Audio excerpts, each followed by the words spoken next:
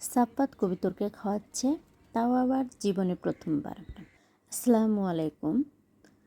চলুন না দেখি সাপ্পাত বিকেলবেলা কি করে, সেটাই আজকে আপনাদের সাথে শেয়ার করব।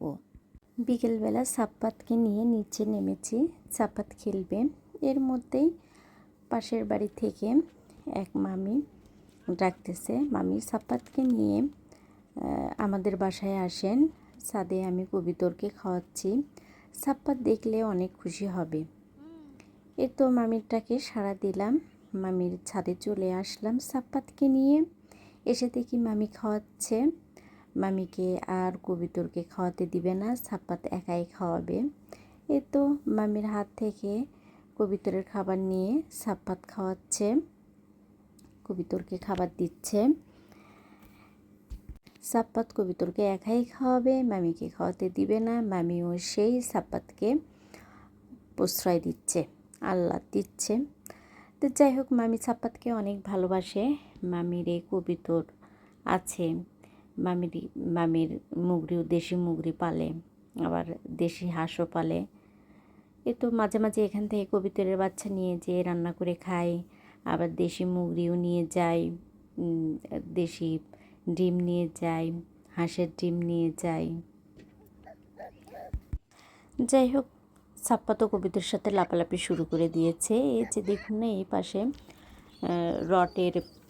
রডের ঘর করেছে, কবিতর ওই পাশে থাকে, এই পাশে কাঠের। এ তো কবিতর খাবারগুলো নিয়ে এসে বাচ্চাদের খাওয়াচ্ছে। এই তো এই পাশে ডিম পেড়েছে কবিতর, তাওয়া দিতে বসছে। অনেকে আকির বলে, আর আমাদের গ্রামে আমরা বলি কুচি, যে গ্রামের ভাষা যে যেভাবে বলে।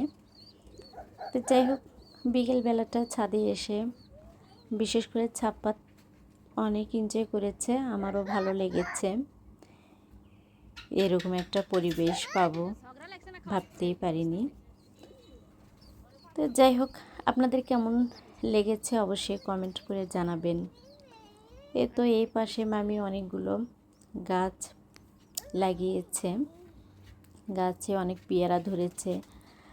মামি বলতেছে যে সাপ্পাতকে পেয়ারা পেড়ে দেন, আমি বলতেছি যে না, অন্য একদিন পেয়ারা পারবো, কারণ সন্ধ্যা লেগে এসেছে, এখন আজান দিবে।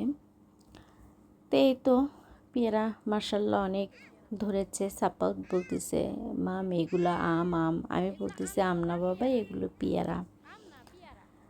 তো যাই হোক, আমার এই নতুন পেজে সবাই সাপোর্ট করবেন, লাইক করবেন, সুন্দর সুন্দর কমেন্ট করবেন। আপনাদের সাপোর্ট আমাকে অনেক দূরে এগিয়ে নিয়ে যাবে। আল্লাহ হাফেজ।